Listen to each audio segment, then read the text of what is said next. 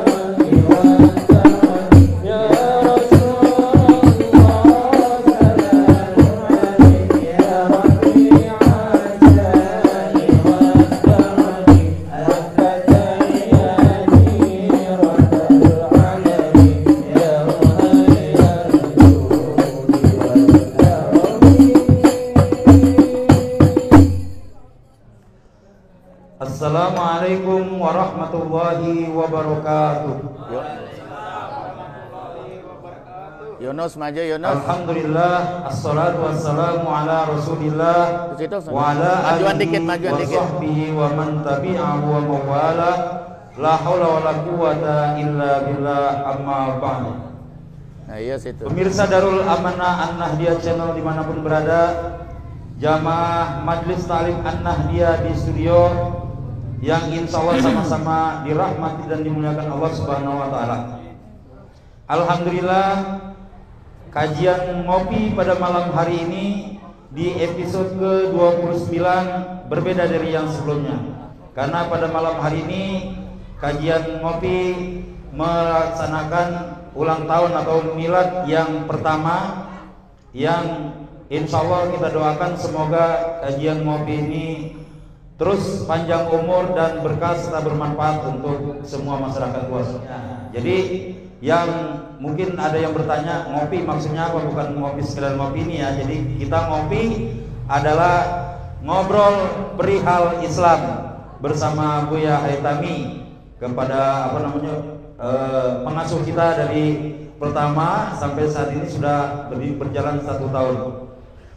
Alhamdulillah kita semua saat ini sudah berkumpul bersama-sama, dan di episode ke-29 ini karena episode yang spesial, kita tentunya nantinya akan ada sesuatu yang pembahasan yang mungkin spesial juga dari guru kita. Sebelum acara dimulai, saya akan perkenalkan satu persatu dari sebelah kiri. Dari sebelah kiri saya sendiri Hendra Tuko atau host acara ngopi ngobrol perihal Islam. Kemudian di sebelah saya guru kita Dr. Andes Kiai Haji Asmuni Al-Haitami atau Buya Haitami. Beliau adalah pengasuh pondok pesantren Darul Amanah An-Nahdiyah yang beralamat di Jalan Irigasi Kenanga, Kelurahan Kenanga, Kecamatan Cipondo, Kota Tangerang, Provinsi Banten, Indonesia. Kemudian di sebelahnya lagi adalah Bapak Ade Tiar selaku jamaah kami dan juga selaku tuan rumah dalam hal ini. Kemudian alhamdulillah mendapat kemuliaan juga. Kita pada malam hari ini spesial ditemani oleh guru kita Kiai Haji Muhammad Hashim yang telah hadir di tengah-tengah kita untuk memberikan doa restu kepada kita semua. Amin, amin. Dan para jamaah sekalian, marilah tidak panjang kalap sama-sama kita dengarkan kajian ngopi spesial milad pada malam hari ini di bawah pimpinan Buya Haitami. Kepada Buya Haitami kami persilakan.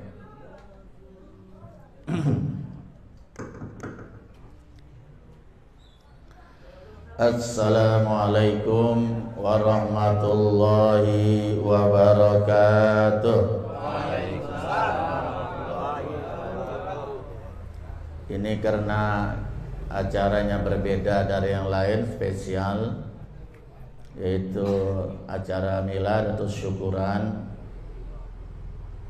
maka saya juga akan menyampaikan yang spesial yang tidak pernah dibaca dan tidak pernah dibawakan dalam acara Majelis Salim An-Nahdiyah, dalam acara ngopi ngobrol perihal Islam. Daripada kita gosip, lebih baik kita kongko-kongko ngobrol tentang masalah Islam sambil bil silaturahim, sambil ngopi ya, tambah Makanya pada malam hari ini akan saya bawakan salawat dustur, bukan salawat gusdur ya, salawat dustur yang biasa kita dengar di radio Asy-Syafiyah ya. Allahumma salli wa sallim, Allahumma salli wa sallim wa zid wa adim wa anim wa tafaddal wa barik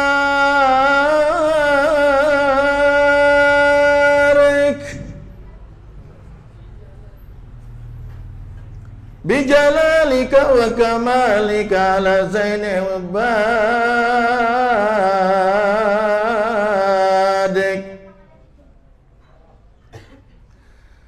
وأسد العرب والعجم وإمام طيبة والحرم وترجمان بلسان الكدم ومنبع العلم والعلم والحكمة والحكم أبي القاسم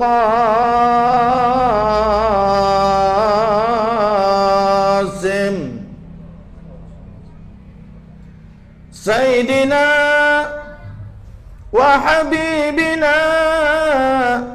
وشفينا ومولانا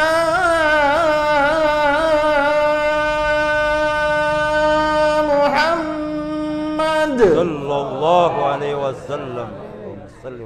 صلى الله عليه وسلم. زدوا شرفا يا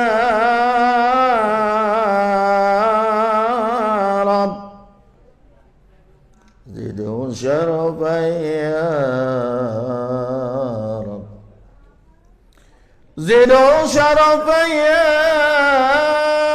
رب وكرما وتعزيما ورفعة ومهابة وبرا ورضي الله تبارك وتعالى an zawil fakhril ali wal qadril jali sadatina wa aimmatina wa mawalina Abi Bakri wa Umar wa Uthman wa Ali wa an baqiyati sahabati wa qarabati Rasulillahi sallallahu alaihi wa alaihim ajmain walhamdulillahi rabbil alamin. Sallu ala nabi. Allahumma salli wa sallim wa barik alaihi. Alhamdulillahi rabbil alamin. Wassalatu wassalamu ala ashrafil anbiya'i wal mursalin Sayyidina wa habibina wa syafi'ina wa maulana Muhammadin sallallahu alaihi wasallam wa maulana Muhammadin sallallahu alaihi wasallam wa ala alihi wa sahbihi ajmain. Qala Allah ta'ala fi kitabihil karim A'udzu billahi minasy syaithanir rajim. Qul hal yastawil ladzina ya'lamuna wal ladzina la ya'lamun. Wa qala Rasulullah sallallahu alaihi wasallam wa barik alaihi. Salah satu nafarin yuzilhumullah tata arsyihi yauma la zilla ila zilluh. Al-mutawaddi'u bil makarih wal mashi ilal masajid bizulmi wa mut'imul ja'i ay kama qala Rasulullah sallallahu alaihi wasallam. Rabbi israh li sadri wa yassir li amri wa hlul 'uqdatam min lisani yafqahu qawli. Rabbi zidni ilman nafi'a warzuqni fahman jaida bil lail wan nahar. Allahumma faqihni fid din wa 'allimni ta'wilah. Amma ba'du, yang saya hormati Syekhuna, guru kita, orang tua kita, sesepuh kita Kiai Haji Muhammad Hasim, matallah bituli hayatih. Amin. Amin ya rabbal alamin. Saya ucapkan syukran jazila bihudurikum bihadzal makan. Terima kasih banyak Pak Kiai malam ini hadir, yang mendampingi kita yang sedang haus dengan ilmu. Mudah-mudahan kehadiran kita pada malam hari ini menjadi saksi kelak di hadapan Allah. Mudah-mudahan kita mendapat rahmat Allah. Amin. Mendapat syafaat dari Nabi besar Muhammad sallallahu alaihi wasallam. Juga yang saya hormati Sahibul Bait, sekaligus sebagai wakil ketua Majelis Salim An-Nahdiyah, yaitu Bapak Ade Tiar beserta keluarga, membawa acara kita yang sedang naik daun, mudah-mudahan daunnya patah, yaitu Al-Ustadz Hendra Tuko, tim Hadro dan Pondok Pesantren Darul Amanah Ahmadiyah yang dipimpin oleh Gus Ikram, putra saya yang ketiga, para wartawan, wartawan ini ya, para wartawan Bank Muslim dan Ahmad Ihsan, alumni tertinggi di Pondok Pesantren Darul Amanah. Kalau berdiri dia paling tinggi tuh. Para jamaah keluarga besar Majelis Salim An-Nahdiyah dalam acara ngopi ngobrol seperihal Islam sambil ngopi. Para undangan sekalian yang insya Allah pada malam hari ini mendapat curahan rahmat dan magfirah dari Allah Subhanahu wa Ta'ala. Amin ya rabbal alamin. Saya pribadi mengucapkan selamat milad, selamat berulang tahun kepada jamaah Majelis Salim An-Nahdiyah dalam acara ngopi. Mudah-mudahan majelisnya tambah makmur, amin. Dan jamaahnya juga tambah berkah, panjang umur, murah rezekinya, amin. Dan yang belum bergabung ingin ngobrol-ngobrol, bukan ngaji sih sebenarnya, cuma kongko-kongko, ngobrol-ngobrol ya. Sambil ngopi silakan saja ya. Nah, ini bebas. Ada yang dari Cengkareng malah jauh ya. Ada yang dari Bima, nggak tahu naik pesawat apa naik apa tuh. Iya. Macam-macam nih dari mana masih nggak tahu, udah pokoknya campuran ini. Ada muhajirin, ada ansor zamannya ya. Dari Ciamis. Ada dari Ciamis nih Pak Ade nih ya. Banyak sekali nih ya. Ada yang dari jamaah Masjid Haji Kanco, Pak Haji Asnan. Pak Haji Asli nggak bisa hadir karena mau nikahan ya. Insya Allah nanti saya akan memberikan uraian hikmahnya pada malam mangkatnya insya Allah. Soalnya nanti jamaah haji, jamaah ngopi juga pada hadir. Insya Allah. Amin ya Rabbal. Para jamaah sekalian, sebelum kita ngobrol-ngobrol nanti mungkin ada yang bertanya, khususnya jamaah malam Rabu ini. Sebagai mukadimah, saya akan menyampaikan sebuah hadis Rasulullah Sallallahu Alaihi Wasallam. Saya kutip dari kitab Nasaihul Ibad, Babu As-Sulasi. Dia dalam makalah yang ke-10 di Maqalatil Ashirah. Qala Nabi Sallallahu Alaihi Wasallam, salah satu naparin, ada 3 komunitas manusia, ada 3 kelompok orang nanti di akhirat. Yuzilmullah tahta arsyihi, yang akan dinaungi oleh Allah dengan arsy-Nya. Ya.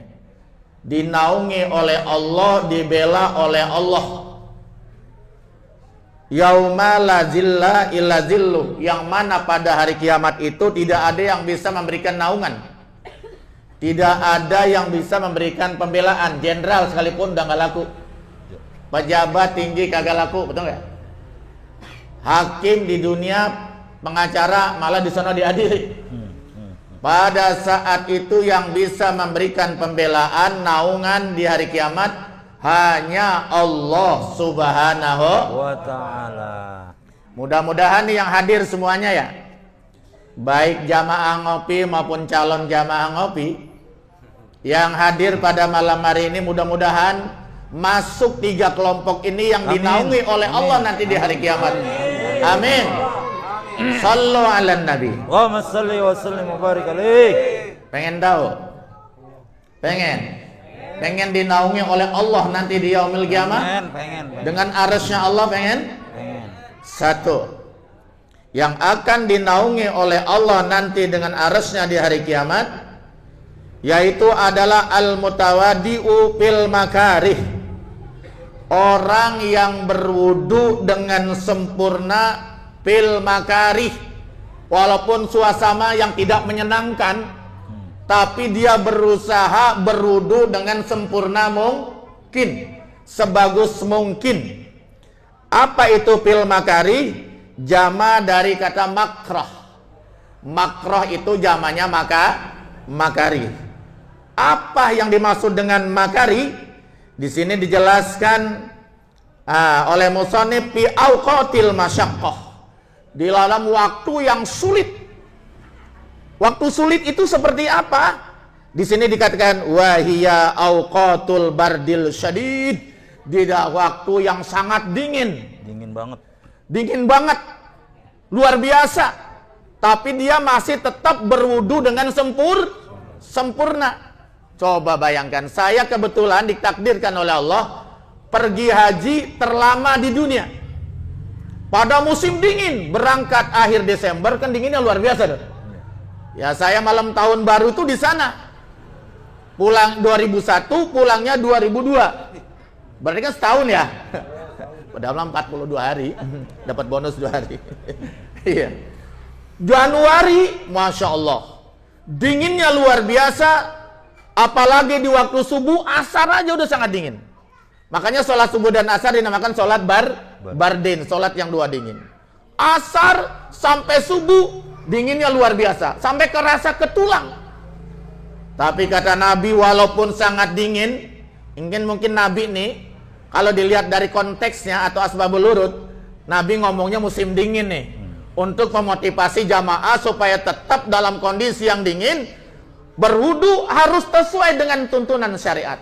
Harus sempurna mungkin, karena wudu adalah syartun min syurutis sholah. Wudu itu syaratnya sahnya Kalau wudunya benar, maka sholatnya benar. Kalau wudunya tidak sempurna, wudunya tidak sah, maka sholatnya juga tidak sah. Paham ya? Nah, gitu. Nah, oleh karena itu, walaupun sangat musim dingin yang luar biasa, tapi dia masih tetap berwudu dengan sebaik-baiknya. Sidatul barat dairingin yang sangat luar biasa. Tapi dia tetap menyempurnakan wudunya yang dinamakan isbagul wudu. Isbagul wudu ay bimana itmamul wudu.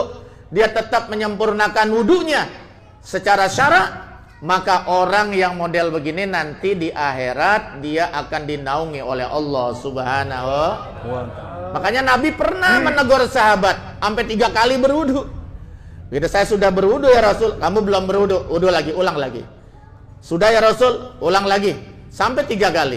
Kenapa? Karena Rasulullah melihat pada bagian anggota wudu yang fardu masih belum belum tersentuh dengan air. Apalagi anggota wudu yang merupakan rukun, itu harus kita kerjakan, kita wuduan dengan Nah, disinilah bahwa ternyata ibadah itu wajib pakai ilmu. Kalau tidak pakai ilmu, maka wudunya ditolak oleh Allah, sholatnya juga ditolak oleh Allah. Betul nggak? Sia-sia kalau tanpa ilmu. Makanya tadi dalam mukadimah saya bacakan ayat Al-Quran. Qul hal yastawil ladzina ya'lamuna wal ladzina la ya'lamun. Katakanlah ya Muhammad, apakah sama orang yang berilmu dengan orang yang tidak berilmu? Jawabannya tentu tidak. Apakah sama orang yang berwudu pakai ilmu dengan berwudu tanpa ilmu? Tentunya tidak sama. Orang yang sholat pakai ilmu dengan sholat tidak pakai ilmu sama tidak? Tidak sama. Nah, itulah. Makanya rukun wudu ada berapa? Ada 6. Rukun yang ini harus betul-betul kita wudukan, kita lakukan dengan sempurna. Jika tidak, maka tidak sah wudunya. Malah daripada mulai kita berwudu, dari yang sunah-sunah semestinya dikerjakan dengan baik. Dari mulai kita buka keran, ya, kita mengucapkan Bismillahirrahmanirrahim, sangat dianjurkan itu. Jangan sampai tidak baca Bismillah, karena wudu adalah bagian daripada ibadah toharah. Kita baca Bismillahirrahmanirrahim, kita gosok 2 tangan kita, bagian luar maupun bagian, kita selak jari-jari kita dengan air biar bersih. Kemudian kita berkumur-kumur, kemudian kita istinsak dan intinsyar, masukkan air ke hidung dan keluarkan, barulah kita di situ masuk kepada rukun wudu. Mana itu rukun wudu? Yang pertama adalah niat. Di mana kita meletakkan niat? Menurut mazhab kita, mazhab Imam Syafi'i, menjatuhkan niat adalah muqtarinan bil fi'li, harus berbarengan dengan perbuatan wudu. Mana perbuatan wudu yang pertama yang rukun? Membasuh muka. Di saat membasuh muka, jatuhkan niat di situ dengan hati. Niat itu dengan hati. Nawaitul wudu'a, ya. Lirafil hadasil asgar. Nah, fardhan lillahi, itu hukumnya sunnah, itu bukan niat, namanya lafaz. Niat itu dianjurkan memperkuat. Tapi di saat kita menjatuhkan air di muka, maka harus kita hadirkan di dalam hati kita bahwa kita mengambil air wudu. Nah itu. Mana yang namanya muka? Dari mulai jidat di atas sampai ke janggut. Kiri kanan, kuping kiri dan kuping ini harus tersentuh air dengan rata, dengan sempurna. Makanya dianjurkan 3 kali basuhan. Jenggotnya tebal, harus digosok supaya nempel ke Kalau aritnya nih, cambangnya tebal, juga harus digosok supaya kulitnya di bawah tersentuh. Jika tidak, maka wudunya tidak sah. Begitu juga tangan, harus tersentuh air sampai ke sikut, bahkan dianjurkan dilebihkan. Kalau sedikit saja sikutnya tidak kena air, tidak sah. Nah, jadi jangan dianggap remeh itu masalah wudu itu. Kan dia sangat menentukan daripada syarat sahnya sholat. Begitu juga mengusap sebagian kepala. Begitu juga kaki. Ya kan ini rukun semua kan ya. Kaki kiri dan kaki sampai 2 mata kaki. Kalau perlu diliwatkan, dia liwatkan. Semuanya harus dicuci, dibasuh, kemudian digosok ya sampai 3 kali supaya bersih, jangan sampai ada kotoran apalagi najis. Nah, setelah itu barulah tertib. Nah, ini harus kita pastikan kita kerjakan sempurna sesuai dengan aturan ilmu fikih. Kalau ini kita lakukan walaupun dalam kondisi dingin yang luar biasa, maka nanti jaminannya di akhirat dia akan dinaungi oleh Allah Subhanahu wa Ta'ala. Tapi kita lihat orang yang kagak pernah ngaji, yang gak pernah dekat dengan ulama, gak pernah hadir kemajian, kalau wudu kayak capung cebok. Ngerti capung cebok? Lah iya, Masya Allah ya, asal goblek, betul nggak? Bagaimana nanti status sholatnya itu? Masya Allah, ya kan ya? Karena wudhu yang sempurna ini nanti akan menjadi ciri khas dia yaumul qiyamah, nanti menjadi ciri khas umatnya Nabi besar Muhammad. Nanti Rasulullah mengenalkan umatnya. Ketika Rasulullah ditanya, ya Rasul, bagaimana kau mengenali umatmu yang hidupnya jauh dari kamu? Tinggalnya juga di Kelurahan Kenanga, di Kelurahan Gondong, di Cipondo, Indonesia yang begitu jauh, betul nggak? Bagaimana cara mengenalkannya? Yaitu adalah nanti ada min asari sujud, ada bekas sujud di jidatnya terang bercahaya, insya Allah. Amin ya robbal. Biar mukanya hitam, memang sejak lahirnya udah hitam, betul nggak? Biar mukanya buluk, udah dari sonanya begitu. Tapi kalau dia sering mengambil air wudhu, maka nanti di akhirat dia mukanya akan berseri dan bercahaya, lebih ganteng daripada artis, insya Allah. Amin ya robbal. Nah, makanya yang pertama, mari wudhu kita sempurnakan yang rapi, jangan terburu-buru, tapi juga jangan berlebihan. Hukumnya makruh. Kalau air di masjid, air wakaf berlebih-lebihan sampai setengah jam, malah haram hukumnya itu. Nauzubillah min dzalik. Yang kedua, nih yang kedua yang akan dinaungi oleh Allah nanti di hari kiamat. Mau nggak? Nah, yaitu siapa? Wal masyi ilal masajid fi zulmi. Orang yang berjalan kaki. Orang yang berjalan ke masjid di dalam kegelapan. Dulu di zaman Rasulullah nggak ada listrik, betul nggak? Kalau sekarang Madinah malam sama siang nggak ada bedanya itu, betul nggak?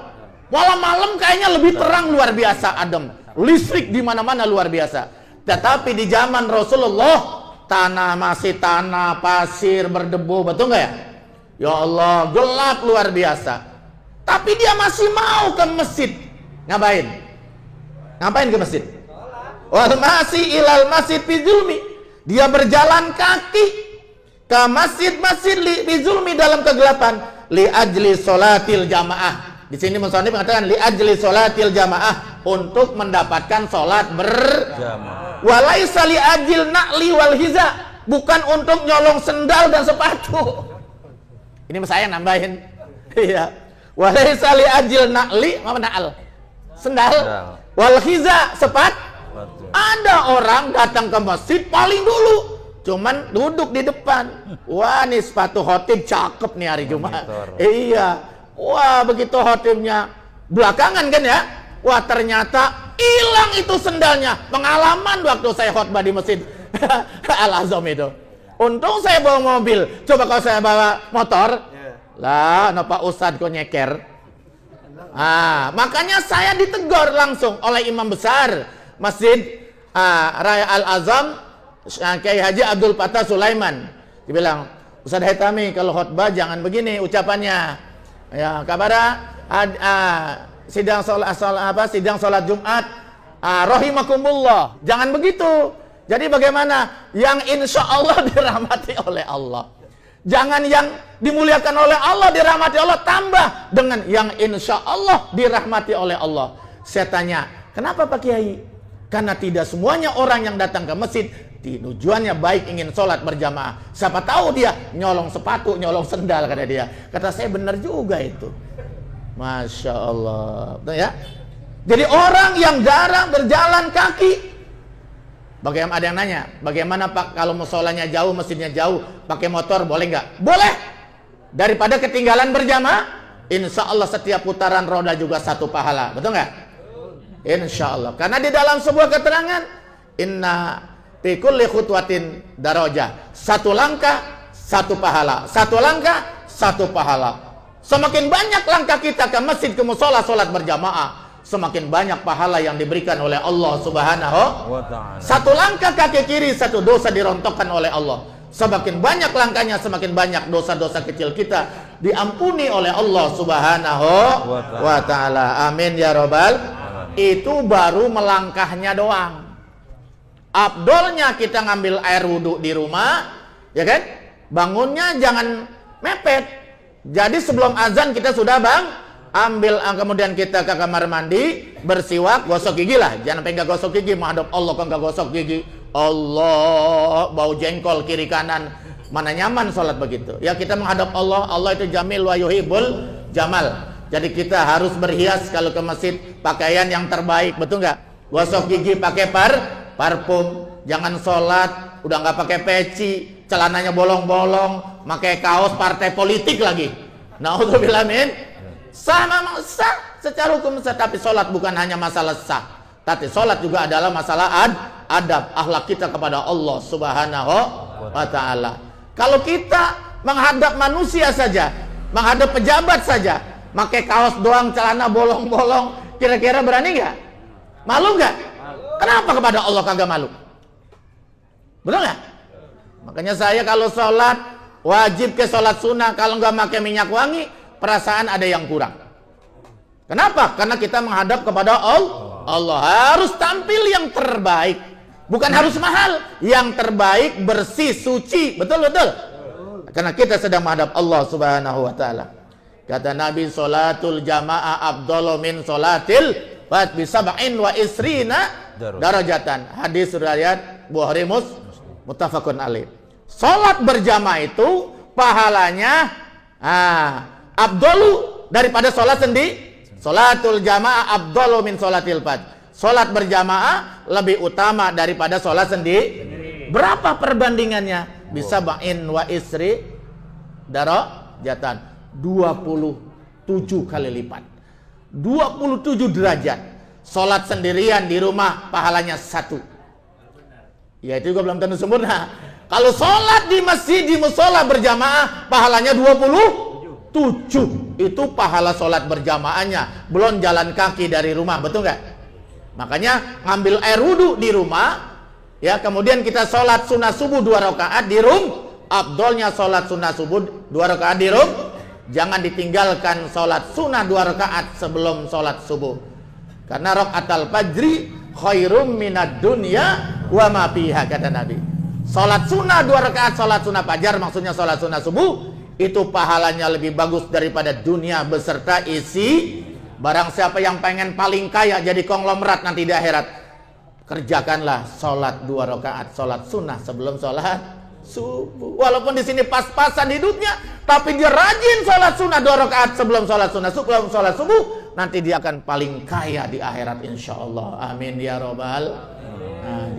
Nah itu baru di rumah tuh ya. Kemudian jalan kaki, 1 langkah 1 pahala, 1 langkah 1 dosa dihapus oleh Allah Subhanahu. Nyampe di masjid, kemudian dia melangkahkan kaki kanan, baca doa dulu, Allahumma sholli ala sayyidina Muhammad wa ala sayyidina Muhammad, Allahumma ftahli abwaaba rahmah. Masuk ke masjid kaki kanan, karena masjid tempat yang terbaik di muka bumi ini. Keluar dari masjid kaki kiri. Sholat tahiyatul masjid kalau ada waktu, kalau kebagian waktu. Kalau tidak, ganti saja dengan subhanallah walhamdulillah wala ilaha illallah 3 kali. Pahalanya sama dengan sholat tahiyatul masjid. Karena udah qomat, betul nggak? Ya sudah, kita langsung sholat berjamaah, sholat subuh berjamaah. Pahalanya luar biasa. Nah, orang yang sering ke masjid, dia berjalan ke masjid untuk sholat berjamaah, walaupun gelap gulita. Kalau sekarang nggak ada gelap dah. Walaupun becek, enggak becek juga ya. Jadi alasannya apa ya? Hujan, geluduk misalnya ya. Dia tetap berusaha. Apalagi ini musim hujan ya. Dia tetap berusaha sholat di masjid, di musola berjamaah. Orang yang semacam ini nanti di akhirat akan dinaungi oleh Allah Subhanahu. Amin ya Rabbal Alamin. Laki-laki yang sejati adalah laki-laki yang sholatnya di masjid dan di musola berjamaah. Amin. Nah, penuh insya Allah. Nggak tahu dengan apa penuhnya. Iya. Laki-laki sejati sholatnya di mana? Di masjid. Kalau perempuan, afdal di rumah. Laki-laki, afdal di masjid. Kecuali sholat sunnah. Karena Nabi, para sahabat hampir tidak pernah sholat di rumah, sholat 5 waktu, selalu di masjid berjamaah.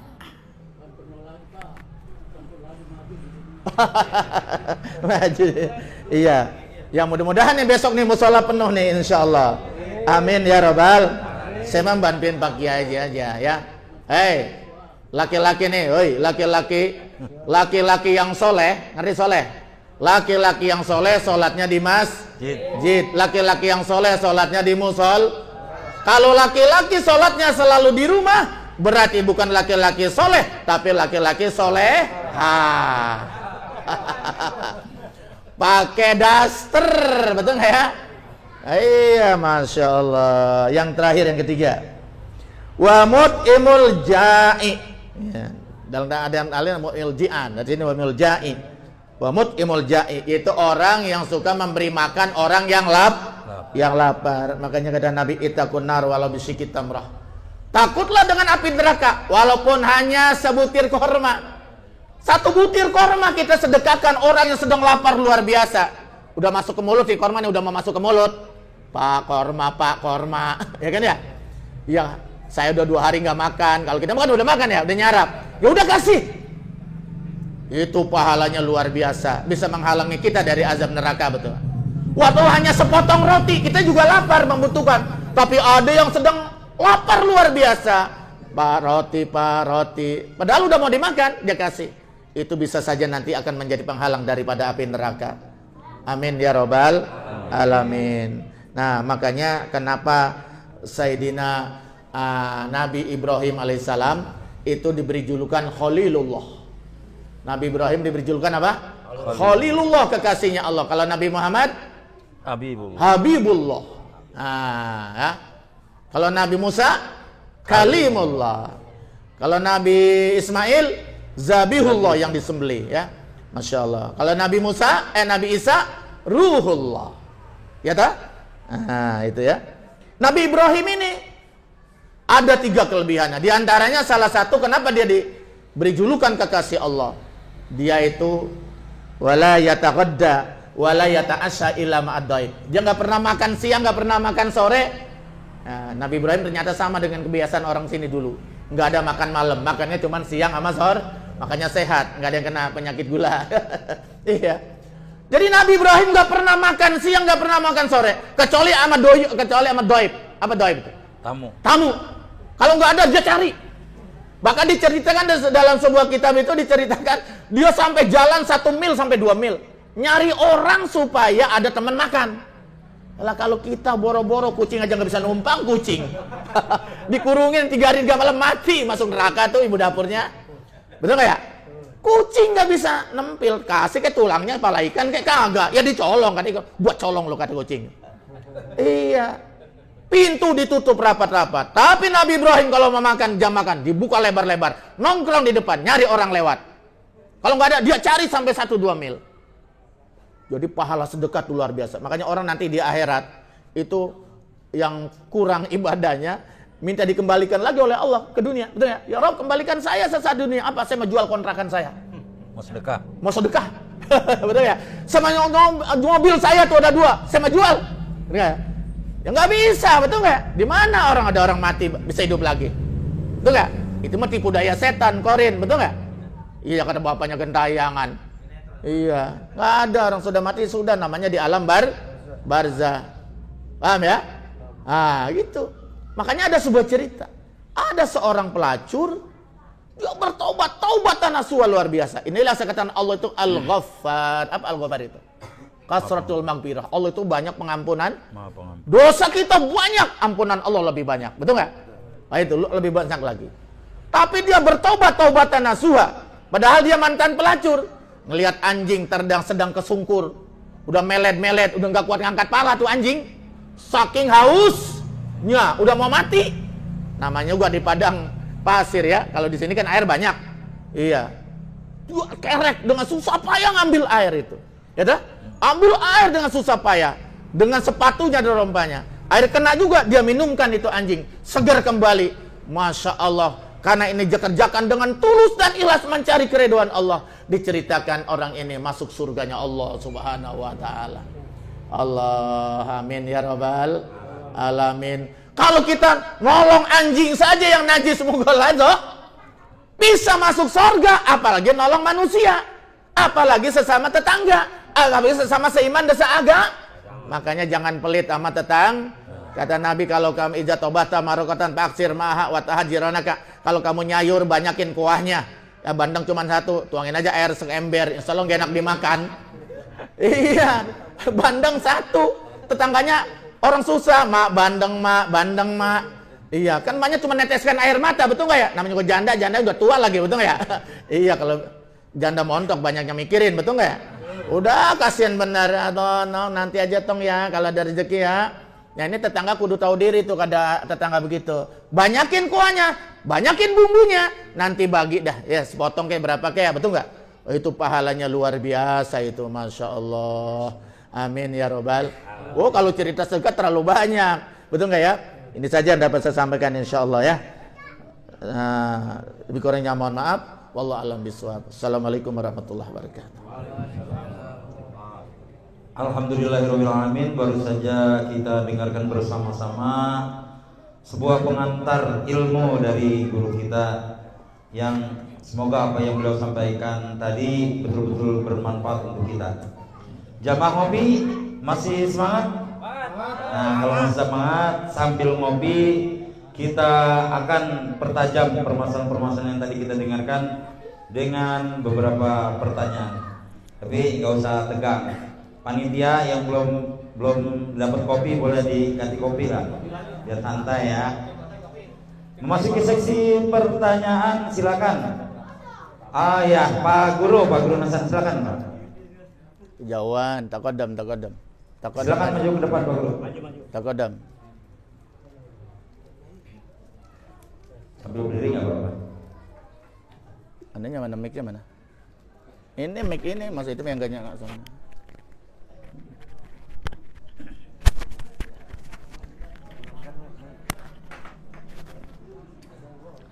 Assalamualaikum warahmatullahi wabarakatuh. Waalaikumsalam.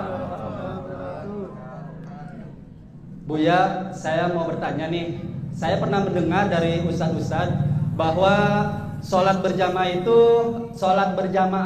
subuh berjamaah itu jaminan surga.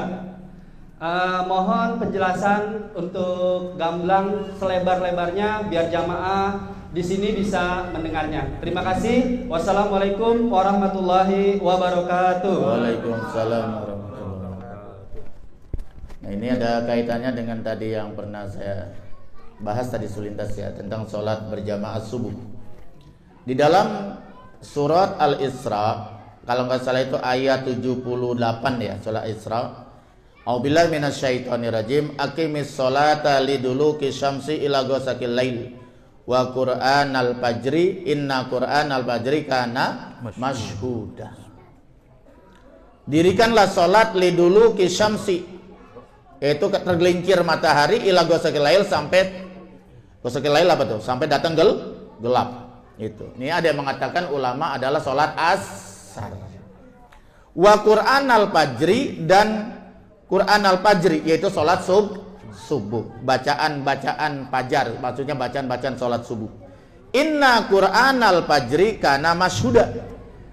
Karena salat subuh itu kana masyhuda, disaksikan oleh para malaikat Allah. Inilah kelebihannya. Kelebihan salat subuh itu disaksikan oleh para malaikat Allah, ya. Ayo, jangan sampai enggak salat subuh berjamaah, usahakan ya. Karena disaksikan oleh para malaikat. Ada dalam sebuah hadis, man shollal bardain daholal jannah. Barang siapa yang sholat bardain, sholat dua dingin, para ulama mengatakan bahwa sholat bardain ini sholat dua dingin, itu maksudnya sholat subuh dan asar. Dakhalal jannah, maka dia jaminannya adalah sorga. Luar biasa. Kenapa? Karena memang sholat ini sholat yang terberat. Sholat subuh padahal sudah dikasih 2 rakaat. Tapi berat karena orang sedang asik tidur. Kalau asar sedang sibuk dengan pekerja, tanggung. Jangankan berjamaah, akhirnya sholatnya 5:30. Betul ya? Iya kalau keburu, kalau udah mati kan su'ul khotimah, betul nggak? Nah, jadi sholat asar dan sholat subuh ini disaksikan oleh para malaikat Allah. Ya, kenapa? Karena pada waktu asar dan waktu subuh itu kan malaikat ada 2, ada malaikat penjaga malam, ada malaikat penjaga. Nah, kalau penjaga malam itu mulai tugasnya dari asar. Asar dia sudah ngantor, ngepos, sampai nanti ketemu lagi waktu subuh, ya kan ya? Waktu subuh. Nah, malaikat penjaga siang ngepos lagi aplusan pada waktu subuh. Jadi pada waktu subuh, malaikat malam selesai, malaikat penjaga siang mau tuh ngamproklah mereka di situ. Ya ta'aqobuna, kalau bahasa hadisnya ya ta'aqobuna, mereka saling bergantian. Kumpullah mereka pada waktu subuh dan asar, maka disitulah malaikat menyaksikan siapa yang sholat subuh berjamaah di masjid di musola, dan siapa yang sholat subuh berjamaah di masjid di musola, dan siapa yang tidak. Kemudian setelah itu dia naik ke langit, dilaporkan kepada Allah Subhanahu. Wahai para malaikatku, bagaimana si fulan? Oh, si fulan ada, si fulan nggak ada, lagi ngorok di rumah. Betapa ruginya. Jadi ini setiap subuh dan asar, ini amalan yang disetor setiap hari. Jangan sampai diabsen oleh malaikat. Nggak ada, rugi nggak kira-kira? Giliran disaksikan oleh malaikat, diabsen oleh malaikat pada asar dan subuh, kita nggak ada di masjid, nggak ada di musola. Bagaimana laporannya nanti itu kosong, betul nggak? Makanya Pak Ade ini sesibuk apapun bergelut dengan oli, sampai mobilnya tadi parfumnya bau oli.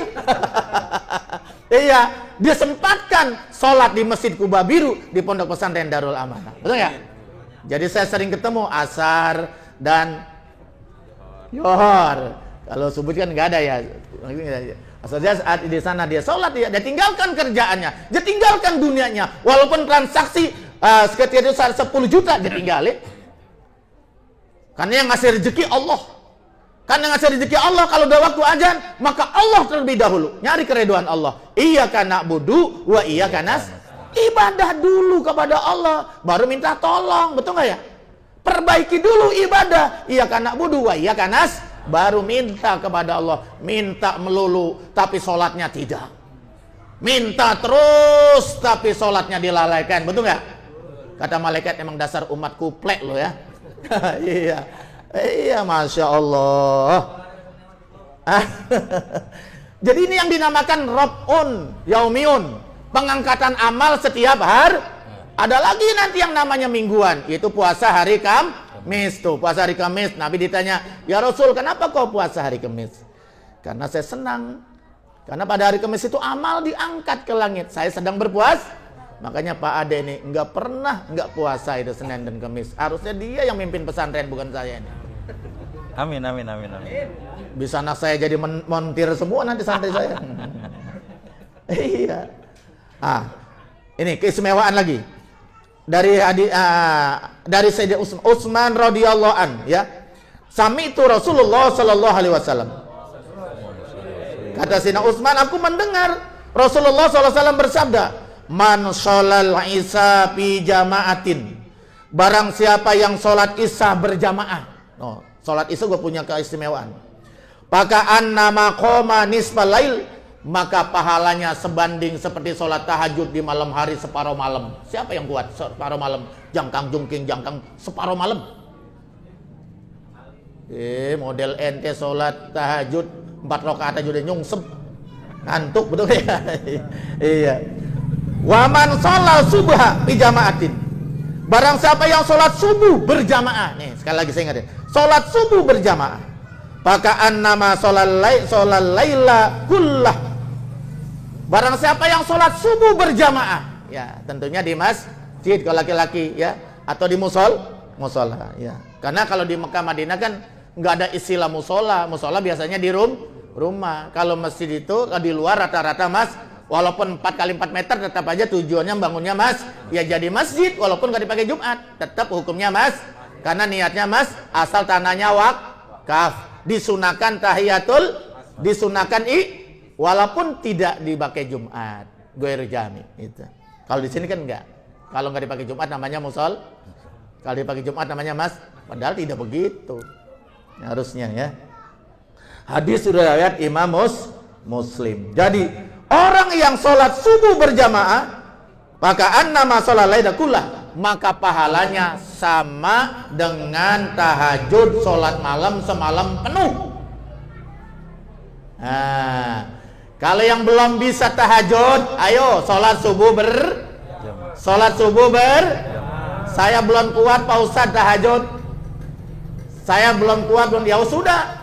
Nanti kira-kira 3:30 bunyiin tuh handphone, ajak handphone ibadah kepada Allah. Jangan kita masuk neraka gara-gara tundukkan itu handphone buat ibadah kepada, bangunin sholat tahajud, bangunin sholat subuh. 3:30 bunyi tuh ya. Kalau saya udah 2:30, jam 3 udah bunyi tuh ayat Al-Quran, Muammar Zaidan bangunin saya. Nah kemudian kita berangkatlah ambil air wudhu di rumah, sholat sunnah 2 rakaat, berangkat ke musola, kita sholat berjamaah diimami oleh Pak Kiai. Masya Allah, luar biasa itu. Itu pahalanya sama dengan sholat malam semalam suntuk. Siapa yang kuat itu? Nah, makanya jaminannya man sholla bardain daholal, barang siapa yang sholat isya dan sholat subuh dan asar, jaminannya sorga ya. Sholatnya awal waktu berjamaah. Ini saya kutip dari kitab Targhib wa Tarhib yang kalau nggak salah ditulis oleh Ibnu Hajar Al-Asqalani ya. Karena ada 2, Ibnu Hajar Al-Asqalani, ada Ibnu Hajar Al-Haytami. Ibnu Hajar Al-Asqalani itu muhaddisin, Ibnu Hajar Al-Haytami di Blok C di Darul Aman ada itu anak saya ya. Nggak ngikut ya? Iya, yang sedang viral juga itu Ustadz muda ya. Itu. Ya sudah segitu. Wallahu a'lam bishawab. Bagaimana Pak Guru? Alhamdulillah. Ya, syukran jazakallahu khair. Barakallah. Alhamdulillahirabbil alamin. Nah, buat jamaah ngopi sekalian semua, baru tahu ya bahwa sholat subuh ini disaksikan oleh para malaikat. Jadi ada malaikat yang hapusan ternyata mantau kita. Iya, itu aku. Nah, siapa yang mau dapat naungan atau perlindungan dari Allah di yaumil kiamah? Ayo sholat subuhnya berjamaah. Nanti semua setelah ini, setelah tahu ilmunya dari guru kita, musola ini harus penuh nih ya. Amin. Karena rata-rata yang hadir dari belakang itu orang-orang sini. Jadi setelah ini insya Allah semuanya sholatnya di musola. Amin ya rabbal alamin. Pemirsa masih ada kesempatan yang bertanya lagi. Silakan penanya yang kedua, Bapak Abdi ya, silakan Pak Abdi maju ke depan. Abdi ini asalnya dari mana dia? Pak Abdi nanti sekalian diperkenalkan nama dan asalnya dari mana. Betawi ya Pak Abdi ya? Saya Jakarta, Kemayoran. Oh dari Kemayoran ini, wah jagoan ini. Macan Kemayoran. Assalamualaikum warahmatullahi wabarakatuh. Waalaikumsalam warahmatullahi. Buya dan para jamaah sekalian, Ya. perkenalkan nama saya Abdi. Saya sekarang tinggal di Gondrong. Pertanyaan saya masih seputar sekitar sholat, Buya. Iya. Bagaimana orang yang sholatnya tidak khusyuk? Dan bagaimana caranya supaya kita sholatnya bisa khusyuk, Buya? Iya. Itu saja, Buya. Mudah-mudahan Buya dan para jamaah sehat semua. Amin, dalam amin, lindungan amin. Allah Subhanahu wa taala. Wassalamualaikum warahmatullahi wabarakatuh. Iya. Khusyuk ini memang jadi problema ya. Makanya kebanyakan orang kan sholat lancar, maksiat jalan. Sholat jalan terus, maksiat jalan terus. Karena sholatnya nggak ada rasanya. Ya, sholatnya belum sampai ke kolbu. Ya. Kata orang tasawuf, betul ya? So berat ini, pertanyaan sangat berat ini. Iya, apa sih khusyuk itu? Khusyuk itu kan sebetulnya kalau bahasa kitanya apa itu? Takut. Fokus ya. Fokus ya. Fokus. Kita kan sholat fokus enggak? Ya sholat ngeliatin cecak gitu. Sholat tengok-tengok. Ya gimana itu? Itu kalau ngaji Irsadul Ibad mah parah itu. Ya. Iya, fokus. Fokus itu apa sih? Sadar bahwa kita ini benar-benar lagi kita ini sholat. Kalau lagi sholat mikirin dapur, betul nggak? Lagi sholat mikirin kerjaan, betul nggak? Kita harus sadar setiap apa yang kita baca, segala gerakan sholat kita sadar. Itu namanya fokus. Ya, khusyuk. Kalau secara lughatan kira-kira seperti itu. Kalau bahasa fikihnya ikhdarul qalbi. Menghadirkan hati. Mulut ngomong, anggota bergerak, tapi hatinya kemana tahu. Itu namanya kagak khusyuk. Namanya kalau dalam ilmu fikih namanya itu ikhdarul qalbi. Khusyuk itu adalah menghadirkan. Cuman masalahnya di dalam fikih itu khusyuk bukan rukun sholat. Khusyuk tidak ya sah saja udah ke dalam fikih. Tapi kalau orang tasawuf ditanya, ya sah. Tapi diterima nggak sholatnya kira-kira, betul ya? Nanti ada di hari kiamat orang itu sholatnya dilempar, bukannya diterima oleh Allah. Pahala sholatnya itu dilempar ke mukanya itu, bagaikan pakaian kotor. Begitu dalam suatu keterangan hadis. Karena sholatnya ya asal sholat, menggugurkan kewajiban, bukannya mengerjain dirikin sholat, tapi mengerjakan. Di dalam Al-Quran nggak ada if'alu sholah, nggak ada. Semuanya pakai iqamus sholah. Dirikanlah sholat, mendirikan sholat, bukan ngerjain sholat. Karena ngerjain sholat sekedar sholat, terserah, yang penting udah sholat secara formalitas. Bagaimana nanti secara fikih, secara tasawuf, terserah dah. Mending secara zahir sholat. Ya sholat yang semacam ini dilempar nanti di hadapan mukanya itu pahala sholat begitu, ditolak oleh Allah. Ya kan ya? Nah itu. Nah makanya, tapi kalau di dalam masalah para zuhad, para ahli zuhud, para sufi, itu ada yang mengatakan bahwa al-as-sah, nih pendapatnya As-Said Mu'inuddin As-Sopawiyu, beliau mengatakan al-as-sah annal khusyu' min faraidis shalah. Jadi khusyuk itu termasuk fardunya sholat itu. Berat ya? Ya kalau pandangan mereka, makanya banyak orang-orang ahli sufi kalau sholatnya nggak khusyuk dia ulang itu. Nah tadi pertanyaan bagaimana supaya bisa khusyuk? Caranya tuh gimana ya? Ya ini saya kutip dari beberapa pendapat dari Irsyadul Ibad. Wa qala Sufyan Ats-Tsauri. Sufyan Ats-Tsauri ini orang sufi ini ya. Luar biasa ini ya. Man lam yahsya fasadat sholatuhu. Barang siapa yang sholatnya tidak khusyuk, rusak sholatnya. Berat ya? Berat ini. Waduh, kita kan tahu sini ya udah ya mungkin termasuk yang ngomong juga. Qala al-arifu billah, berkata arif billah ya. Iya, khusyuk itu memang sulit. Namanya Muhammad Al-Bakri. Wa inna ma yurisu jalika italur ruku was sujud.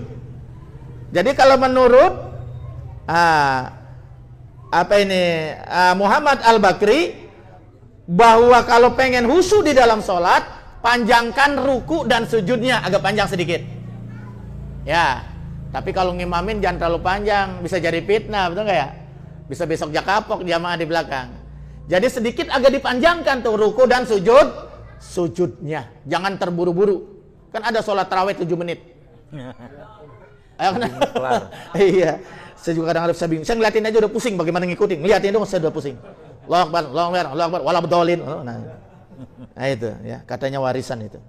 Ya padahal menurut imam kita ruku dengan nina, sujud dengan nina, itidal dengan Nah, jadi tumanina tenang itu adalah bagian daripada rukun. Kalau nggak tumanina bagaimana mau bisa khusyuk ya?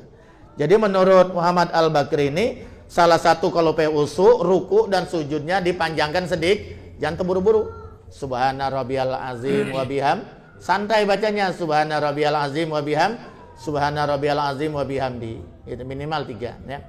Kalau ruku sujud subhana rabbiyal a'la bihamdi. Ini enggak subhana rabbiyal bihamdi, subhana rabbiyal azim, subhanallahu akbar. Ya, bagaimana salat seperti itu? Jauh dari khusyuk itu seperti itu. Kemudian berkata qala al-Imam Zakaria Al-Ansari. Ini yang mansara Fathul Qarib ya. Inna nazra maudi'is sujud aqrabu ila khusyuk. Nah, ini beliau juga ngasih jalan. Bahwa sesungguhnya di dalam sholat memandang maudi'is sujud. Jadi kalau sholat itu dianjurkan melihatnya mata itu ke tempat sujud. Iya.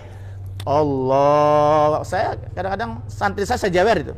Allah, lihatnya begini.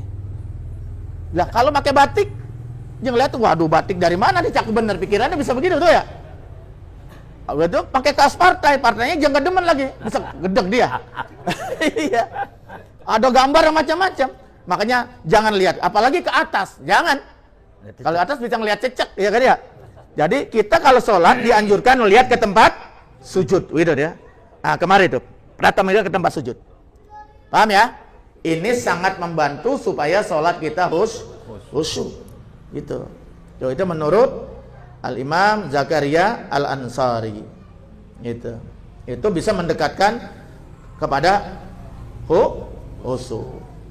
Malah dalam pendapat yang lain dikatakan wasolli sholatar rajulin la yazunnu annahu yusolli sholatan ghairi. Hendaklah dia itu sholatlah seperti sholatnya seorang laki-laki, bahwa dia mengira ini sholat terakhir. Sering dengar kan di YouTube gitu? Anggap sholat yang dia sedang kerjakan itu sholat terakhir. Besok udah mati nggak sempat sholat lagi. Wah, kalau udah mau mati sholat gimana kira-kira? Ini misalnya dia mau mati nih ntar, dia sholat sekarang, kira-kira sholatnya gimana itu? Waduh, udah ngangit dunia ada itu. Mau mati, betul nggak ya? Sama bacaannya aja lupa. Saking khususnya kemana tahu tuh ya. Jadi anggap saja sholat yang kita kerjakan itu adalah sholat terakhir. Kita nggak ada sempat lagi sholat. Itu ada juga yang berpendapat seperti itu. Supaya sholatnya khusyuk. Nah tapi begini, kita ini kan rata-rata memang sholatnya belum khusyuk ya. Tapi khusyuk itu bukan berarti kalau udah sholat itu lupa segala-galanya, nggak begitu. Buktinya Nabi kalau kita lagi sholat, kita kan disuruh taruh tuh apa kayak kalau sholatnya di tempat orang halu lalang gitu ya, banyak orang ya kecuali di masjid. Taruh apa kayak gitu ya, supaya orang nggak lewat di depan kita. Taruhin tas, taruhin apa, tombak gitu ya. Kan dianjurkan begitu, karena kan haram kita melewati orang yang sedang sholat di tempat sujud gitu kan ya. Nah kalau ada orang lewat, kita kan dianjurkan tangan kita begini, betul ya? Itu berarti kan kita sadar, betul ya? Jadi khusyuk itu bukan berarti lupa segala-galanya, bukan, itu mabok. Ya, nggak begitu ya. Yang penting kita fokus, kita sadar betul bahwa kita ini sedang bacaannya yang bacaan sholat, gerakannya gerakan sholat, itu namanya fokus ya. Seperti itu. Itu juga insya Allah. Andai kan ada kurang khusyuk, gara-gara di dalamnya itu ada selawat kepada Nabi, insya Allah diterima oleh Allah. Itulah hebatnya selawat kepada Nabi. Kan ada selawat ya. Ya di tahiyat akhir ada selawat nggak? Ada. Dan selawat itu hukumnya wajib. Ya tidak sah sholat tanpa selawat itu menurut mazhab kita ya. Jadi selawat itu wajib di dalam sholat, di dalam khutbah Jumat, itu enggak? Itu kita wajib hukumnya. Itu. Nah karena ada selawat di dalam sholat itu namanya selawat Ibrahim. Allahumma sholli ala Muhammad wa ala ali Muhammad kama sholaita ala Ibrahim wa ala ali Ibrahim wa barik ala Muhammad wa ala Muhammad kama barakta ala Ibrahim wa ala amin nakamidun. Enggak pakai sedina memang asalnya mah. Tapi kalau pakai sedina juga enggak apa-apa. Bagus ya. Itu namanya selawat Ibrahim. Ya dengan karena selawat, kita kan selawat kan gak ada perantaraan lagi, langsung kepada Nabi tinggal satu langkah lagi kepada Allah. Makanya orang berdoa tanpa selawat mahjub, tertolak, terhijab, songong, nyeloncong namanya itu. Jadi kalau kita mau berdoa baca selawat dulu ya, supaya doa kita tembus kepada Allah Subhanahu wa ta'ala. Itu saking hebatnya Nabi besar Muhammad sallallahu alaihi wasallam. Jadi ada ulama yang berpendapat karena di salat kita itu ada bacaan selawat, walaupun tidak khusyuk, ya udah diterima aja oleh Allah Subhanahu wa ta'ala dengan segala kekurangan, karena Allah Maha Pengampun. Wallahu a'lam bishawab. Alhamdulillahirabbil alamin. Pak Abdi bagaimana? Alhamdulillah kita akhirnya jadi tahu ya, inilah manfaatnya kita ngaji. Jadi yang tadinya kita nggak tahu jadi tahu. Nah ilmu itu begitu, semakin kita tahu semakin kurang diri kita. Jadi kalau makan kan semakin banyak kita makan semakin kenyang. Tapi kalau ilmu semakin banyak kita dikasih tahu maka rasanya semakin kurang. Begitu. Masih menyisakan satu penanya, satu sesi lagi. Ya silakan Bapak Nahrawi, silakan. Diri biasa, perkenalkan nama.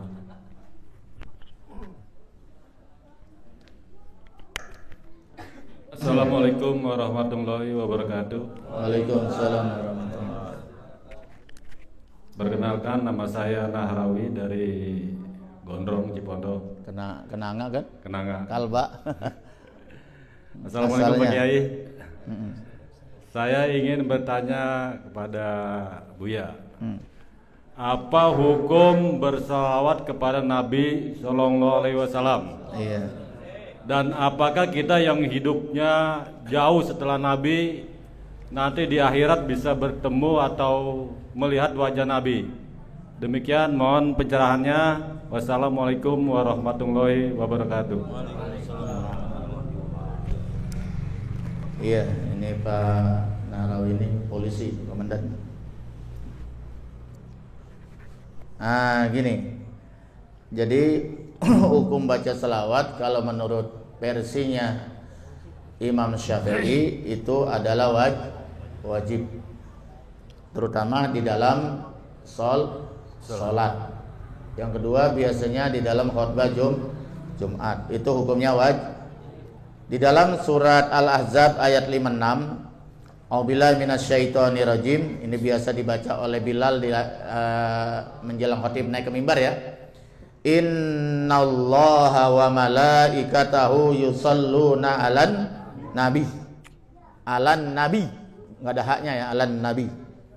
Sesungguhnya Allah dan para malaikatnya yusalluna, fi'il mudhari. Senantiasa. Fi'il mudhari, present continuous tense. Sedang berlangsung. Innallaha wa malaikatahu yusalluna 'alan nabi. Sesungguhnya Allah dan para malaikatnya berselawat kepada Nabi. Bayangkan itu. Allah saja berselawat dengan kekasihnya Rasulullah. Malaikat saja berselawat mendoakan Nabi supaya terus dilimpahkan rahmatnya, kemuliaannya oleh Allah. Sampai luber kalau perlu luberannya nanti buat syafaat kepada umatnya Rasulullah. Masya Allah. Masa kita selawat nggak boleh, dia kata bid'ah, ada tangga kita sebelah sonono. Betul nggak ya? Bid'ah tuh selawat apaan tuh? Kecuali selawat Ibrahimiyah aja kata. Yang lain nggak boleh. Padahal bikin selawat boleh-boleh saja. Sayyidina Ali punya selawat, Fatimah punya selawat, betul nggak ya? Imam Syafi'i punya selawat banyak. Ada selawat Fatih, ada selawat Nariyah, selawat apa lagi? Banyak sekali kan selawat ya? Banyak sekali selawat itu, nggak ada masalah. Selawat Jibril. Yang penting ada kalimat Allahumma sholli ala Sayyidina Muhammad, ala Sayyidina Toha, Sayyidina Yasin, Sayyidina Ahmad, itu semua nama Nabi Muhammad ya. Adapun di ujungnya mau ditambah apa saja boleh, asalkan itu kebaikan, memuji kepada Rasulullah Sallallahu Alaihi Wasallam, nggak ada masalah itu. Ada kaitannya dengan haji, ada kaitannya dengan rezeki, macam-macam ya. Iya, tapi tetap substansinya sama. Kita berselawat kepada Nabi kayak yang dibaca anak-anak itu gitu kan ya. Gak ada masalah itu ya. Pokoknya nggak boleh kalau bukan selawat yang dari Nabi tuh. Selawat Ibrahim, yang lain bid'ah katanya gitu. Dolalah, sesat, masuk neraka. Nauzubillah min dzalik. Dan kemudian ya ayyuhallazina amanu sallu alaihi wasallimu taslima. Wahai orang-orang yang beriman, sallu fi'il perintah. Kita diperintah oleh Allah. Allah yang nyuruh langsung berselawat dan taslim kepada Rasulullah. Allah yang nyuruh langsung dalam surat Al-Ahzab itu. Masya Allah. Makanya Imam Syafi'i menghukumkan selawat itu wajib Pak Komandan dalam sholat itu. Wajib di dalam khutbah. Bahkan di dalam doa. Kalau berdoa tidak baca selawat, bagaimana itu? Mahjub, terhijab. Terhijab. Ya, Rasulullah SAW bersabda, "Ma min du'ain illa bainahu wa bainas sama hijabun." Tidaklah dari antara doa dan dirinya, itu antara doa dan langit, itu ada hijab pembatas, hatta yusalli alayya, sehingga dia berselawat kepadaku. Maksudnya orang yang berdoa ya. Fa in shalla alayya in kharaqa zalikal hijab, maka terbakarlah itu hijab yang menghalangi antara doa dan langit, itu terbakar itu. Nah, terbakar kalau kita baca salawat warufi doa, kemudian diangkatlah itu doa kita ke hadirat Allah Subhanahu Nah, makanya kalau membaca doa dibuka dulu dengan selawat, ditutup dengan ini, jangan langsung aja. Ya Allah, ya Allah, gitu kayak kayak apa tuh? Di Indosiar. Iya kan langsung aja, ya kan? Iya, nggak bisa. Jadi malah yang paling bagus mah istighfar dulu, betul nggak ya? Memuji dulu kepada Allah. Oke lah kalau tidak, paling tidak selawat apa saja. Paling tidak yang kita bisa, Allahumma sholli ala sayyidina Muhammad wa ala sayyidina Muhammad. Langsunglah kita minta kepada Allah. Boleh bahasa Arab, boleh bahasa Indonesia. Betul nggak? Kita tutup baru dengan Rabbana atina fid dunya hasanah wa fil akhirati hasanah sallallahu alaihi sayyidina Muhammadin wa ala alihi washabihi. Ditutup dengan selawat lagi, gitu. Itu saking pentingnya salawat. Itu ya. Bahkan dalam satu keterangan dalam kitab Tanqil Qaul, wa man shalla alaiha alfan la tamassahu annar. Barang siapa yang bersalawat kepadaku 1000 kali, maka dia diharamkan masuk neraka. Tidak akan tersentuh dengan neraka jahanam. Alhamdulillah. Bisa nggak baca salawat 1000 kali sehari? Bisa nggak? Gampang. Salawatnya yang pendek aja, salawat Jibril. Sallallahu ala Muhammad, sallallahu ala Muhammad, sallallahu. Nah, bagaimana kalau 1000? Ya udah nggak apa-apa dikredit. Emang kita mah tukang kredit, betul ya? Iya, motor jalannya dit, mobil jalannya dit, rumah jalannya dit, betul nggak? Asal jangan medit. Nggak apa-apa baca salawat juga dikredit. 5 waktu, kalau 1000 dibagi 5 berapa? Nah, 200 kali kan cuma sebentar salawat Jibril mah, betul ya? Sallallahu ala Muhammad, sallallahu ala Muhammad. 2 kali putaran tasbih yang 100 bijinya, betul nggak? Nah, sehari 1000. Nah, kalau umur kita sekian, Masya Allah. Kali 1000, itulah hebatnya selawat. Betul nggak? Nah, jadi kalau kita baca selawat, bagaimana tadi pertanyaannya? Nyampe nggak? Nyampe, insya Allah nyampe. Kalau begitu kita baca selawat, bacanya ikhlas, dan karena cinta sama Nabi, rindu sama Nabi, langsung terkoneksi. Apa tuh terkoneksi? Tersambung. Ini bahasanya Buya Ar-Razi. Tersambung ruh kita dengan ruhnya Nabi besar Muhammad. Walaupun kita tinggalnya di Indonesia, Nabi Muhammad makamnya di Masjid Madinah, yaitu di kota Madinah. Sampai siapa yang menyampaikan? Insya Allah para malaikat Allah yang akan menyampaikan.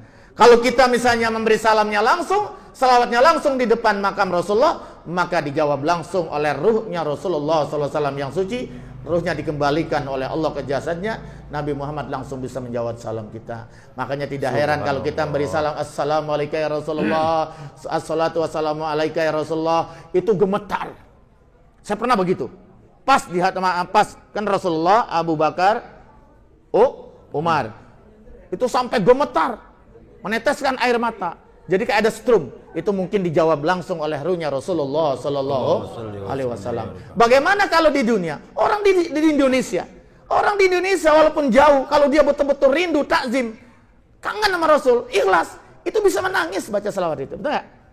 Nyambung, langsung terkoneksi itu, nyambung. Ruh kita dengan Rasulullah Sallallahu, ditandai nanti di sana, dikenal oleh Rasulullah Sallallahu Alaihi Wasallam di akhirat, diberi syafaat oleh Rasulullah Sallallahu Alaihi Wasallam. Amin ya Rabbal.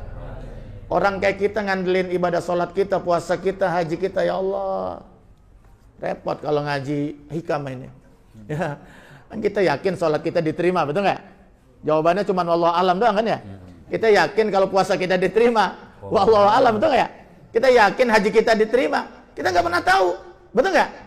Masya Allah. Makanya dengan kita berselawat, banyak istighfar, insya Allah nanti kita bisa mendapat harapan dengan segala kekurangannya, karena mendapat syafaat pertolongan dari Nabi. Ya Rabb, hambaku ini cinta kepadaku, banyak baca selawat kepadaku, tolong dia, sudah dimasukkan saja ke surganya Allah, ke surgamu ya Allah.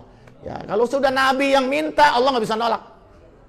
Kenapa? Karena pacarnya Nabi itu adalah kekasihnya Allah Subhanahu wa ta'ala. Sedangkan Nabi terlalu cinta kepada umatnya.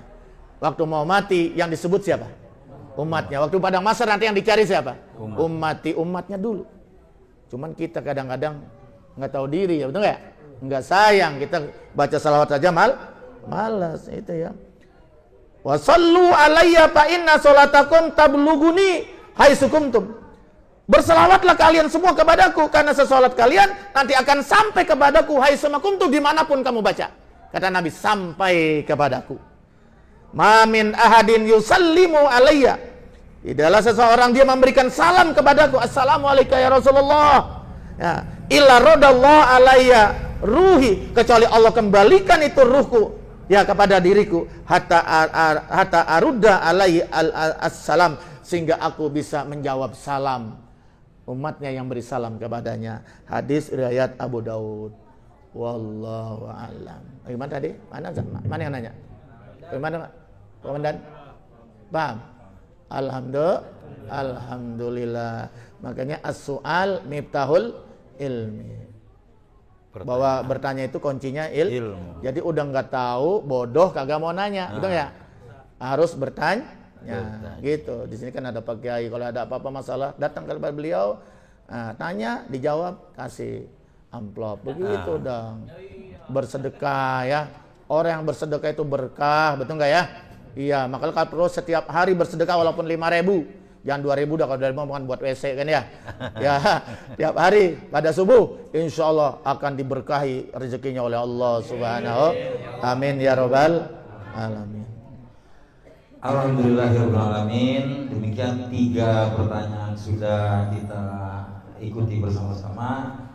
Semoga apa yang telah guru kita sampaikan tadi menambah ilmu untuk kita semuanya. Amin ya rabbal alamin. Dan sebagai informasi saja, mungkin di antara jamaah ini ada yang bertanya, gimana sih caranya kalau mau ikut gabung ngaji ngopi, ngobrol perihal Islam.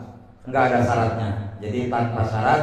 Kalau yang mau ikut ngaji gabung dengan kita, silakan ditanya saja sama yang sudah ngikut jadwalnya kapan. Jadi kita ini insya Allah 2 Selasa sekali. Jadi malam Rabu, Selasa, malam Rabu. Jadi malam Rabu 2 kali, 1 bulan 2 kali. Jadi 2 minggu sekali, 2 Rabu sekali, 2 malam Rabu sekali. Enggak pakai syarat, enggak pakai pendaftaran. Yang penting mau ngaji, mau belajar, silakan gabung. Nanti kalau yang belum tahu silakan nanya sama yang sudah tahu. Alhamdulillah kita sudah diberikan banyak pengetahuan oleh guru kita. Semoga apa yang kita dengarkan tadi bermanfaat untuk kita semua. Amin ya robbal alamin. Nah Buya, saatnya kesimpulan atau closing statement. Silakan. Begini ya, jadi nggak pakai kesimpulan ini mah. Saya mengimbau. Jadi dalam Al-Quran itu yang akan diangkat derajatnya adalah orang yang beriman dan beriman saja bodoh itu ya, yang enggak juga nggak akan diangkat derajatnya. Orang udah beriman muslim tapi bodoh nggak menuntut ilmu, atau menuntut ilmu tapi nggak beriman, itu seperti orang kafir ya, sia-sia. Jadi yarfa'illahu ladzina amanu minkum walladzina utul ilma darajat. Allah itu akan mengangkat derajatnya orang yang beriman dan orang yang menuntut ilmu sampai beberapa derajat. Itu ya. Karena menuntut ilmu tidak harus di universitas, tidak harus di pesantren. Yang nggak punya kesempatan kuliah, nggak punya kesempatan masuk pesantren, udah ketuanya sudah masuk pesantren yang seminggu sekali, yang 2 minggu sekali. Itu jangan sampai enggak sama sekali. Nah, tapi menuntut ilmu juga pasang niat. Ada orang yang ngaji seminggu itu penuh. Ibu-ibu biasanya tuh. Ya ibu-ibu sering ngajinya paling rajin, betul ya? Kalau bapak-bapak mah seminggu sekali juga berat kan ya? Padahal dia pemimpin ya. Kalau rumah tangga imam harusnya lebih rajin. Ibu-ibu itu paling tidak 3 giliran seminggu. Tapi alatnya nggak ada berubahnya sama tetangga. Mas suami juga nggak berubah ya, begitu aja. Kenapa? Nah, karena salah. Berangkat dari rumah menuntut ilmu pasang niat bahwa kita benar-benar mau menuntut ilmu, ingin betul-betul ingin memberantas kebodohan, yang nggak tahu sampai jadi tahu. Jadi bagaimana caranya? Harus ikhlas. Ikhlas. Kalau nggak ikhlas, gedeg sama gurunya, itu nur cahaya ilmu nggak akan masuk. Putunya nggak terbuka. Jadi harus ikhlas karena Allah, gitu ya. Siapapun gurunya, pasang dadanya lega. Harus ikhlas. Yang kedua, kalau kita nuntut ilmu di depan guru, ya pasang matanya, telinganya, betul nggak ya? Mulutnya diam, telinganya pasang, matanya ke depan. Karena menatap guru saja itu akan mendatangkan rahmat Allah Subhanahu berpahala. Gitu ya. Duduknya saja itu berpahala. Ya tak? Nah, kumpulnya saja berpahala. Berangkat dari rumah, kata Nabi, manin taqala liyata'alama ilman gufiralahu qabla ayat tua. Barang siapa yang berangkat dari tempat duduknya, dia tinggalkan tempat duduknya, berangkat ke majelis ilmu, min ulumis syariah, di situ dia duduk dengan baik, mendengarkan, menyimak, tidak mengobrol. Masya Allah. Baru niat doang tuh, baru ngangkat pantat, gufiralahu qabla ayat tua. Allah sudah hampura, Allah sudah redo, Allah sudah ampuni. Bagaimana kalau berangkat? Satu pahala, langkah satu pahala, satu langkah satu pahala. Bayangkan kalau dari Cengkareng, namanya Bang Suandi, tuh dari Cengkareng datang kemari, Masya Allah, berapa langkah itu? Makanya paling abdol jalan kaki ke Cengkareng, jangan bawa motor, insonex sampai di sini bubar. Karena jauh gak keburu, ya nggak apa-apa pakai motor, betul nggak ya? Insya Allah itu. Putaran ban. Paham ya? Iya, banyak orang menuntut ilmu, ya cuman hadir doang. Kupingnya kagak dipasang, matanya yang dipasang, malah kongkoh di belakang. Ngomongin orang lagi. Nah. Pamer gelang lagi. Batu ali. Batu apa? Batu cincin. Iya. Allahu Akbar. Nauzubillah min. Orang yang model begini nuntut ilmunya kagak ikhlas, nggak memperhatikan, nggak pasang kuping dan telinga, 7 mulut ngaji nggak bakal dapat ilmu. Masya Allah. Kenapa? Putuhnya nggak terbuka. Kalau dia ngobrol, yang satu dia nggak dapat ilmu ya. Yang kedua kiainya jengkel. Lah kalau jengkel itu nggak, ilmu nggak masuk. Putuhnya nggak terbuka itu. Betul nggak ya? Makanya jangan sekali-kali bikin guru tersinggung itu ya. Iya. Kalau dia kiai lagi ngajar, dia di belakang dia kongkong. Iya. Ngomongin orang tadi. Nauzubillah. Ini biasanya terjadi di majelis ibu-ibu. Nggak tahu ibu-ibu mana itu, juga nggak tahu itu ya. Insya Allah di bapak-bapak maka agak insya Allah. Ya, ini saja mungkin saya sampaikan ya. Jadi benar-benar niat menuntut ilmu gitu. Jadi makanya tuh bagus kayak tadi tuh bertanya gitu kan ya. Nanya juga kayak jangan Bani Israel. Tuh nanya begitu tuh dajjal itu ya. Iya, dan Israel kan nanya cuma nguji, betul ya? Ingin menjatuhkan guru. Nah itu dajjal itu ya. Jadi nanya dengan alak, benar-benar dia nanya memang kagak tahu. Ada orang nanya ingin menguji, itu namanya jidal. Jidal itu orang-orang Yahudi itu. Ya Rasulullah nggak ngajarkan begitu ya. Ini saja yang saya bahas. Terima kasih. Assalamualaikum warahmatullahi wabarakatuh. Waalaikumsalam. Alhamdulillahirrahmanirrahim. Pemirsa Darul Aman An-Nahdiyah dimanapun Anda berada, jamaah Majelis Talim An-Nahdiyah di studio, demikian kaji kita pada malam hari ini. Dan di acara milad yang pertama ini, saya mengucapkan terima kasih atas kehadiran para jamaah sekalian yang sudah menyempatkan hadir dalam kesempatan ini. Dan sebelum kami menutup acara ini, kami mohon kesediaan kepada guru kita Kiai Haji Muhammad Hashim untuk menutupnya dengan doa sekaligus komentarnya tentang pengajian ini. Terima kasih.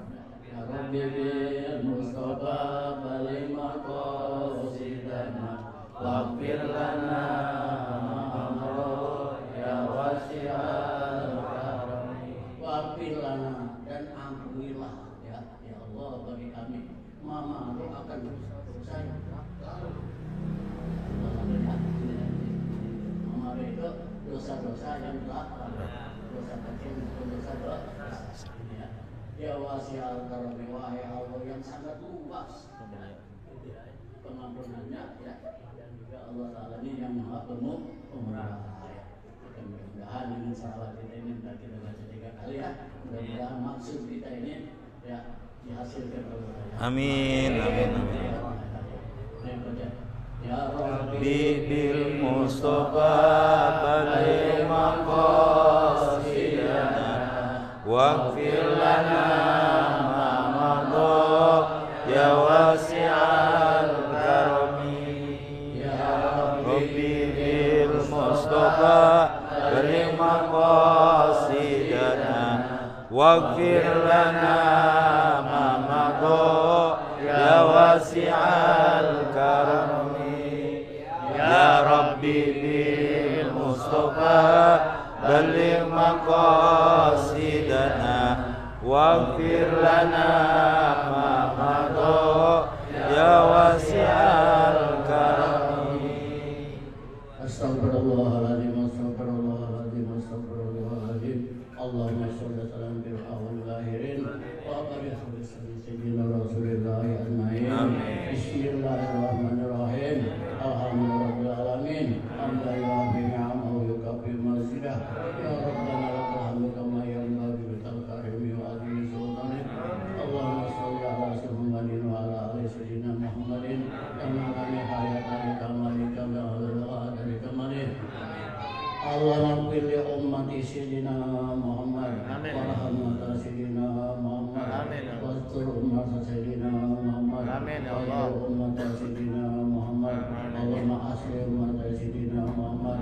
Allahumma farid lan ummati sayyidina Muhammad sallallahu alaihi wasallam.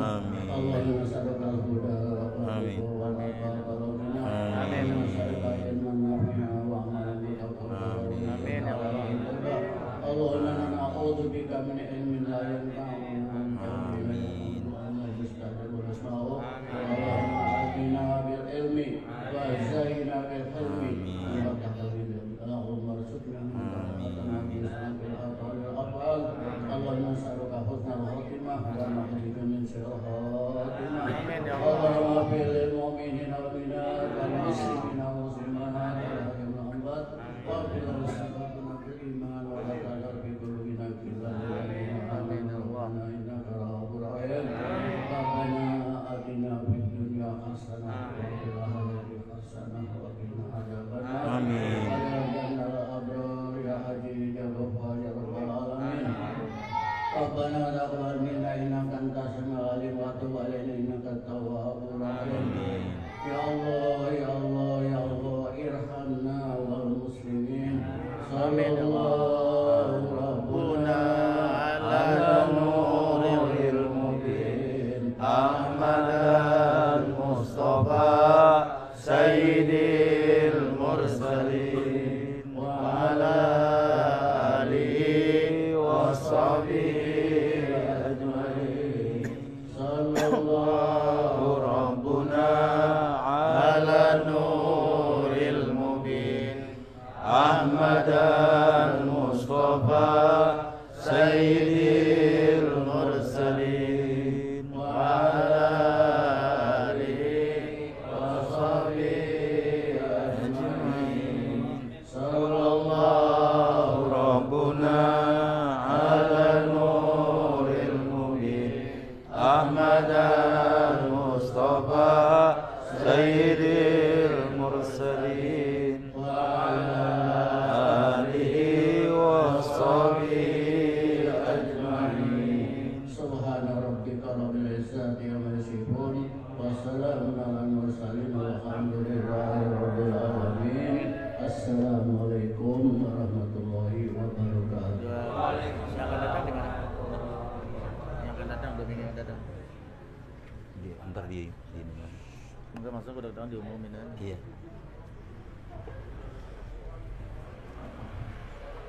Pemirsa Darul Amanah Nadia Channel dimanapun Anda berada, jamaah Nadia di studio, demikian kajian kita pada malam hari ini di hari yang spesial, yakni di Milad Ngopi yang pertama. Saya mengucapkan terima kasih kepada semua yang telah hadir dalam kesempatan acara ini, terutama kepada guru kita Ki Haji Muhammad Hashim yang telah memberikan doa restunya kepada kita semua dan seluruh jamaah yang telah hadir. Semoga Allah karunia keberkahan kepada kita semuanya. Terima kasih atas perhatian dan kehadirannya. Saya Hendra Tuko sebagai host ngopi bersama dengan guru kita Buya Haitami mengucapkan terima kasih atas segala perhatian. Mohon maaf atas segala kekurangan. Akhirul kalam billahi taufiq wal hidayah. Assalamualaikum warahmatullahi wabarakatuh.